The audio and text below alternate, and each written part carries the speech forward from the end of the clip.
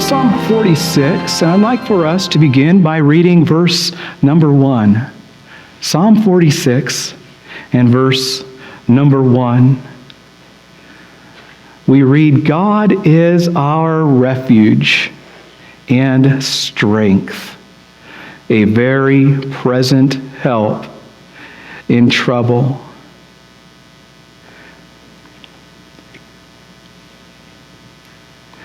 As we begin 2026 in the midst of excitement over reaching and stretching ourselves to attain new goals and to make the necessary adjustments in our life, there is much excitement. But yet, as we're only 3 or 4 days into this new year, there are also many things that trouble us in our community as well as in our church family. And these realities seemingly have shaken people to their very core.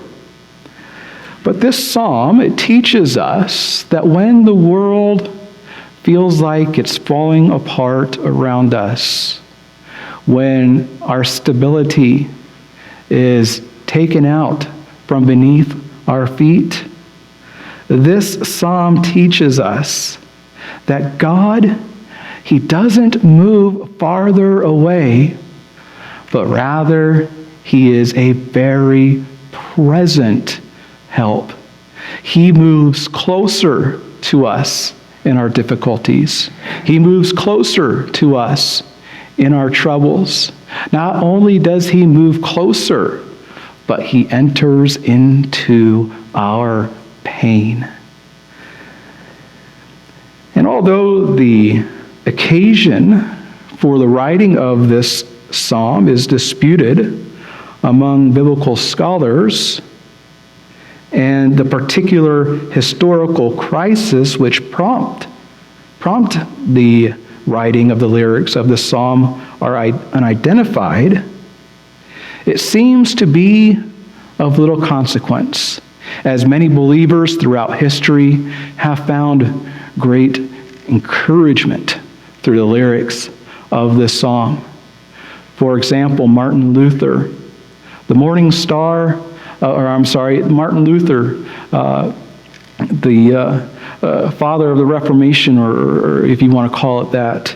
Martin Luther found great comfort and encouragement in this psalm, basing his song, "A Mighty Fortress is Our God," upon the lyrics of this psalm.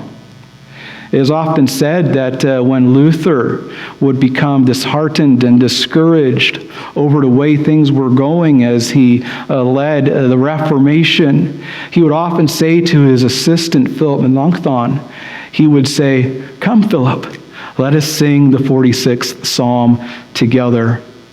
And so Luther found great comfort and encouragement in rehearsing time and time again this psalm. But not only did Luther, but many of the martyrs are also quoted as reading or singing this psalm as they were about ready to be martyred for the faith. And so many people throughout history have found great comfort and encouragement in times of trouble by looking to the lyrics and the God of this psalm.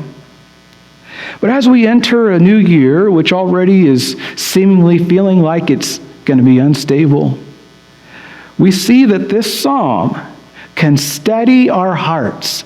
It can steady our minds as it draws on what God has done to provide encouragement in the present as well as for the future.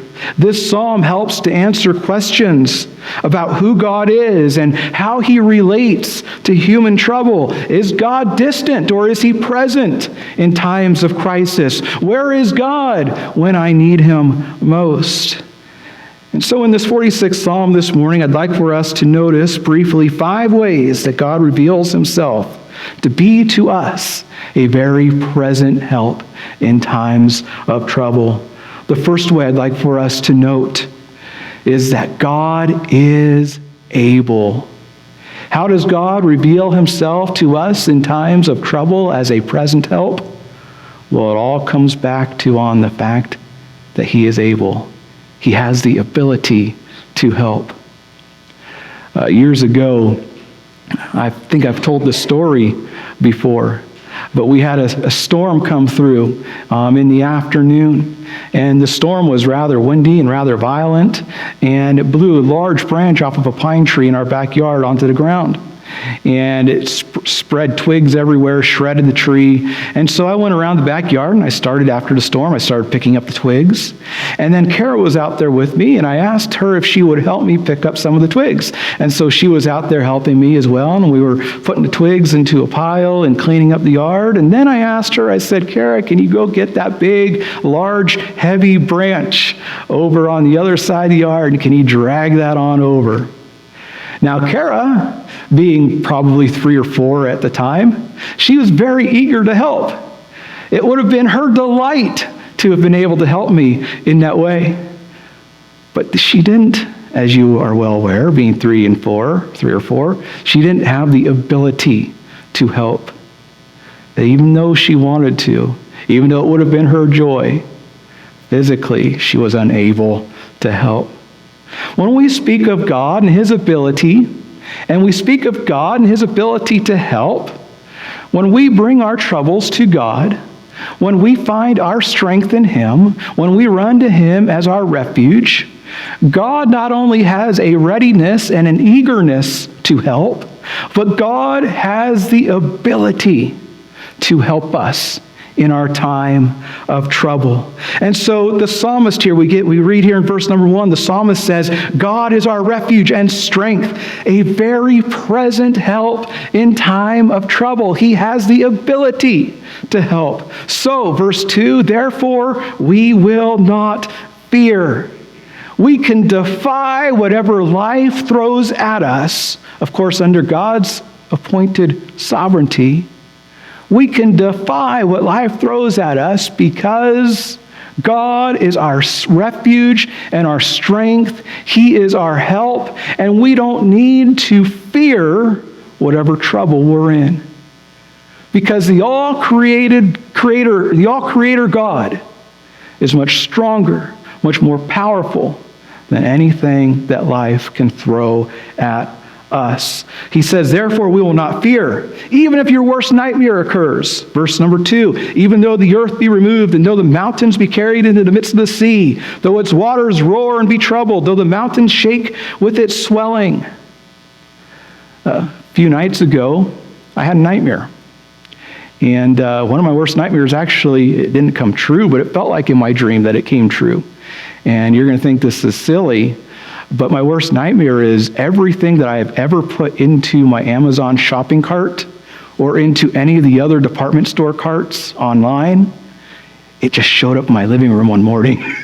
I walked downstairs in my dream, and I walked into my living room, and there was lumber, there was insulation, there was light fixtures, there was groceries, everything that I had saved for later or thought I might need later, so I might as well put this off to the side so I can remember where it is and come back to it.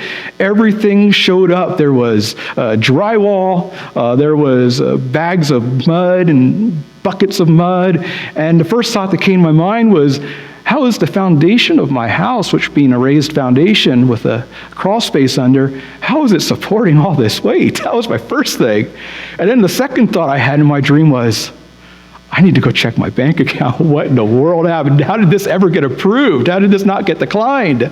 And to me, that's my greatest fear. My living room was just completely filled with everything I had saved in my shopping cart. I had no idea how I paid for it or how it even got there or how even my house was able to support the weight.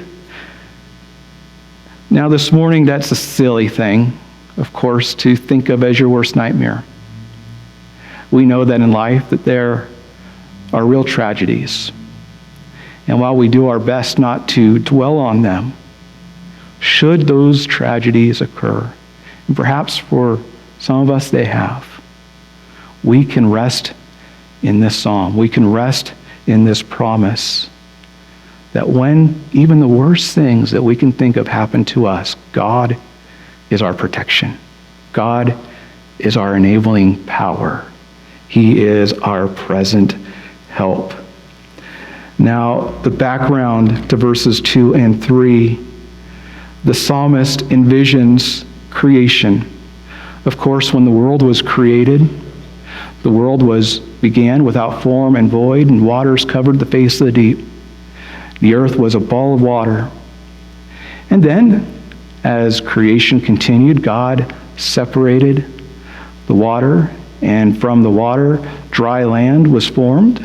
And of course, from dry land rose mountains and hills and places of safety from the instability of the water, places of refuge, places that seemingly to our minds, according to our vision, when we look out, they appear to be unshakable.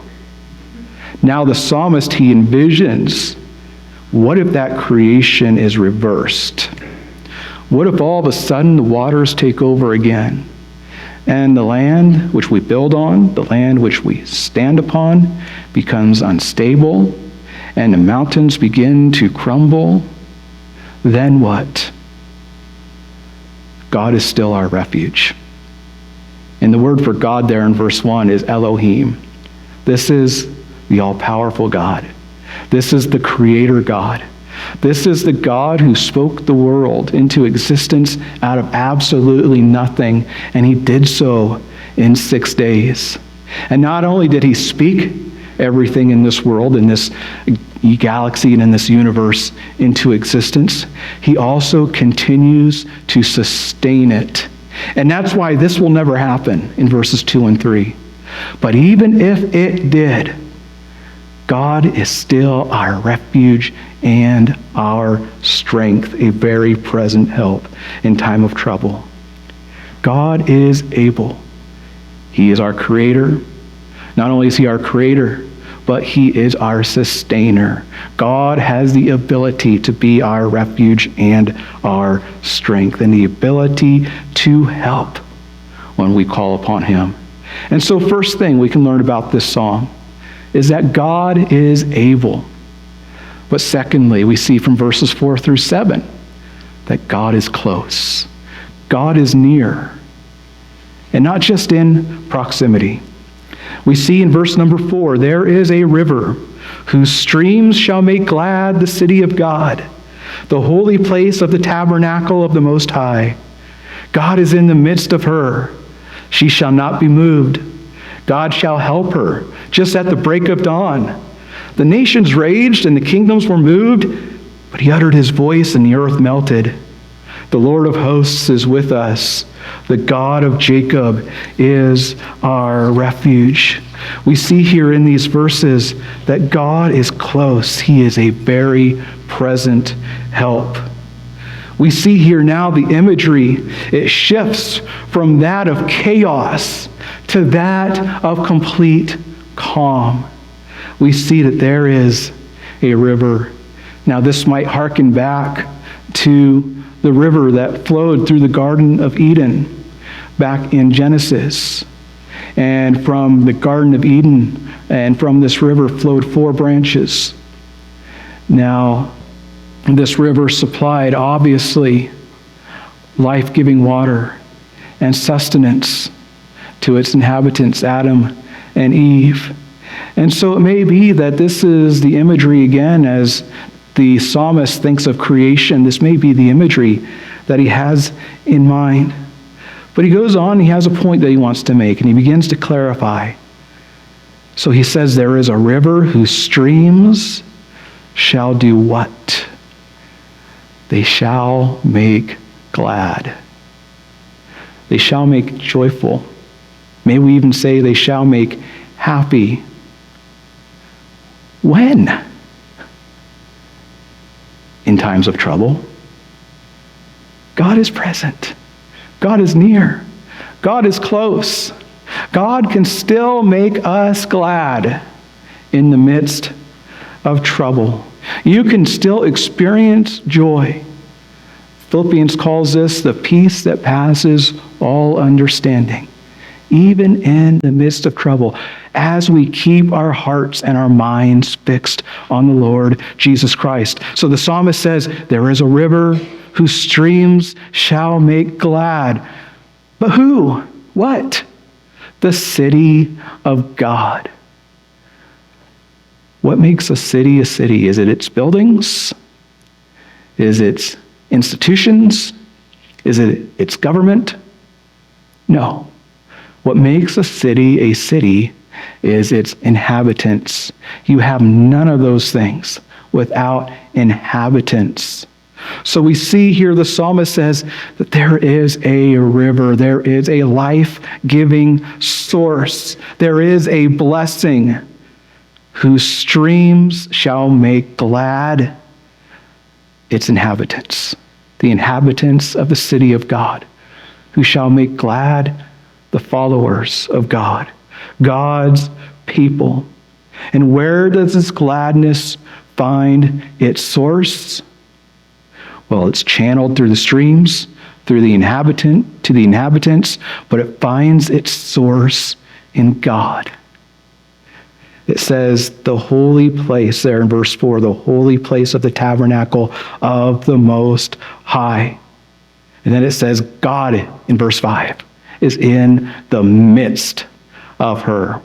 God is not just aware of our challenges. He's not just aware of our problems. He's not just aware of our trouble. He's not just aware of our trials and our difficulties and our brokenness, but he is in the midst of it. God is close. He is in the midst of his people, particularly when troublesome times arrive. And so God is close. He is a very present help. To be very present, it doesn't mean that God is merely nearby in proximity, but rather it means that he is immediately accessible. And then we see something amazing, and I don't know if we'll touch on this later in the psalm, but we'll do it right now. In verse number 7, we see here that the Lord of hosts is with us, and the God of Jacob is our refuge. Again, this verse is also repeated in verse 11, but this verse speaks of the nearness of God. We know from other places in Psalms that God is near to the brokenhearted. He is near to those who are of a contrite spirit, those who are experiencing suffering, those who are surrendering to it and finding their hope and peace in God. God is near to those. But verse 7 puts a different angle or a different spin to it. Verse 7, we find not just one name for God, but we find two names for God. Verse 7, it says, the Lord of hosts. The Hebrew word for Lord there is the word Jehovah. That is the personal name of God. That is the name that indicates to us that God has not just created us and left us to be alone, but no, God takes an active role and interest in our lives. This is the name that further solidifies the fact that God is in the midst of his people, that God is a very present help. It's the personal name of God. So we see here Jehovah, the Jehovah of hosts, the personal God of hosts. He is with us. But then the second name for God here again, the God of Jacob, that again refers to Elohim, which is the same word for God in verse 1. And Elohim is the name for the all-powerful, the all-creator God. The God who spoke the worlds into existence from absolutely nothing. The personal God, Jehovah, he is present with us, but he has, as we've mentioned before, he is the all-powerful God. He has the ability to help. But also in verse 7, I want you to note something. So he says the Lord of hosts. The Lord of hosts could be the Lord of armies, the Lord of perhaps the heavens, the Lord perhaps even of the skies, the galaxy, the universe, and all that. He has everything at his disposal to help us. But then we see here, he further defines who us are. I guess if that's proper English, who us is, I don't know. But he defines who we are. He says, the God of Jacob is our refuge. Now I want you to note this, that of all the ways or all the people that God could have connected himself to in this psalm, he could have chosen the God of Abraham. He could have chosen to be connected to the God of Isaac. He could have said the God of Moses. He could have said the God of David. But it's interesting to note that he chose to be identified in this context with the God as being the God of Jacob. Jacob would not have been my first choice. Jacob was a deceiver. Jacob was a faltering man. Not the best example of one to be identified with the one who is all-powerful and holy. But yet the point is this, is that God is near to those who aren't perfect. God is near to those who perhaps don't have, in a way, the same pedigree, spiritually speaking, that Abraham did, or even Isaac. Jacob all his flaws are pointed out, and his flaws are more than perhaps those that are pointed out as being connected to Abraham and to Isaac, and perhaps even David. But the point is this, that God, you don't have to be perfect to experience the help of God. You don't have to clean yourself up first. You just have to come and surrender to him. And so God is near those, even those who are not perfect. Just come, surrender to him. Find refuge, find safety, find protection, find peace in the Almighty, the all-powerful God. The God who not only created, the God who sustains. He is with you. He is a very present help. But moving on real quick, we've got to keep going. God is able. God is close. But a third thing to remember about God this morning is that God helps. God helps. Verse number 6, we see a transition where God is referred to as a very present help when nature, our environment, is in turmoil. But he's also a very present help when things in the political world, the political sphere, occur outside of our control. Verse 6, the psalmist says, the nations raged, the kingdoms were moved, he uttered his voice, the earth melted. God has power over nations. He has power over politicians. He has power over monarchs. Of course, he is the King of kings and the Lord of lords. Verse 7, the Lord of hosts is with us. The God of Jacob is our refuge. Come, behold the works of the Lord, who has made desolations in the earth. He makes wars to cease, or to end. He ceased to the end of the earth. He breaks the bow and cuts the spear in two. He burns the chariot in the fire. And so we see here in these verses that God helps. He doesn't observe from a distance, but he intervenes. We see in verse 6 that the heathen rage, the kingdoms were moved, but God utters his voice, just merely utters it. And what happened? The earth melted. The nations may rage, but God, he simply speaks. And the trouble goes away. And so the psalmist says, come and behold the works of the Lord. Look back at what he's done in the past. Look back at his faithfulness. Look back at his interventions. Look back at how he's kept things in the political world from spinning utterly and completely out of control. Think with me to the fact that we haven't blown ourselves up yet. That's by God's grace and power and design. The psalmist says, look back, come behold the works of the Lord, who has made desolations in the earth, who has made wars to cease to the end of the earth. He intervenes. He steps into it. He breaks the bow and he cuts the spear in two. Political leaders may think that they are all powerful, but yet they are still subject to the sovereignty and the will of God, the predetermined plan of God for his created earth. And so God, he helps. He just merely speaks and nations crumble. His works throughout history, they display how he has intervened in the past.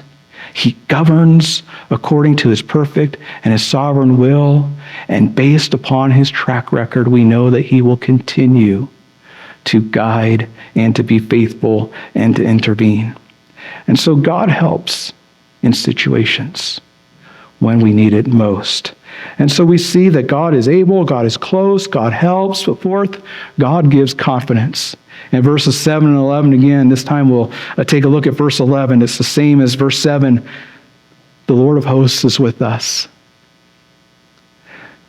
You can't find a reason for greater confidence than that the Creator God, who has all of the universe on speed dial, so to speak, to help us, he is present with us.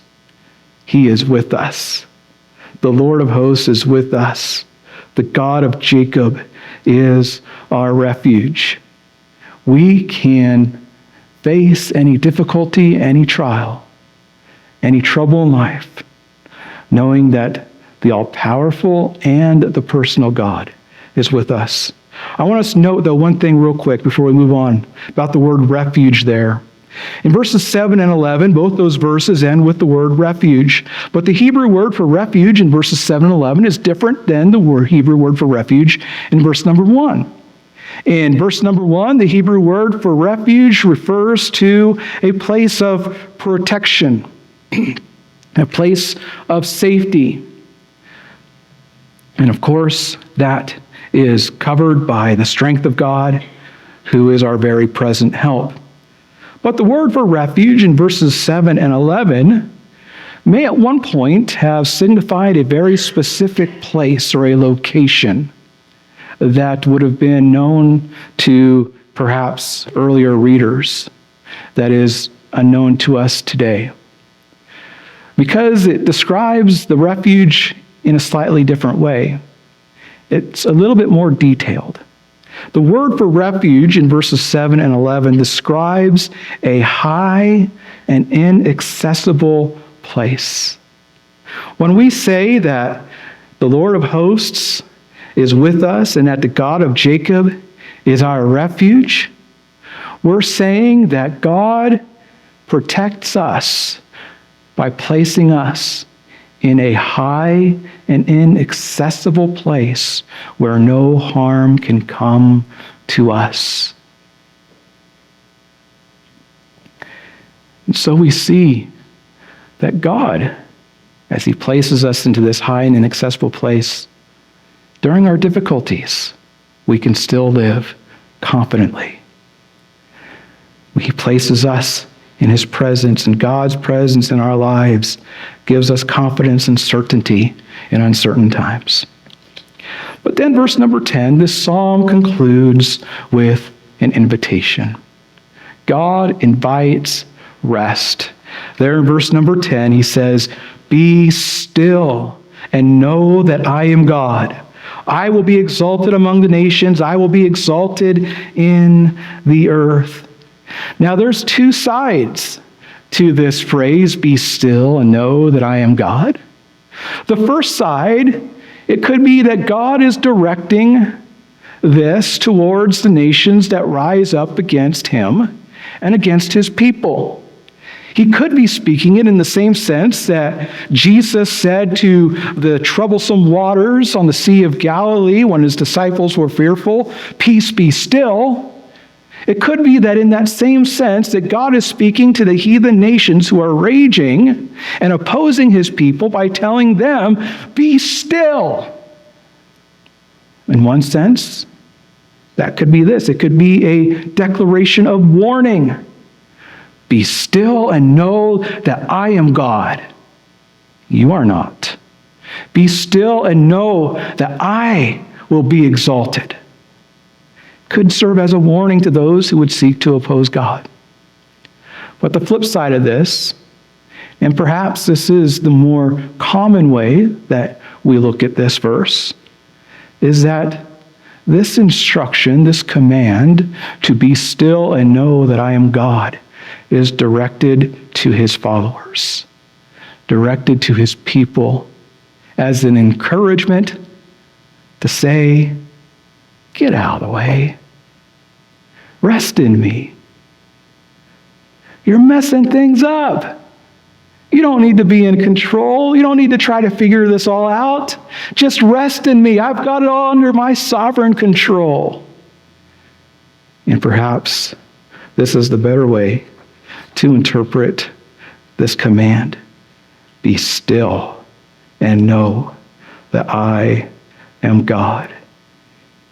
In a world where we experience trouble, in a world that seems to be shaking all around us, in a world that seems to be crumbling, the best thing that we can do, as Scripture exhorts us here, is to keep our eyes focused, our minds fixed on God, the all-powerful God, and the personal God, who is present with us. And as God was present with us, and displayed his power to us through 2025. We know as we behold the works of the Lord that he will continue to do the same in 2026. And in this we can find rest. And in this we can find great confidence.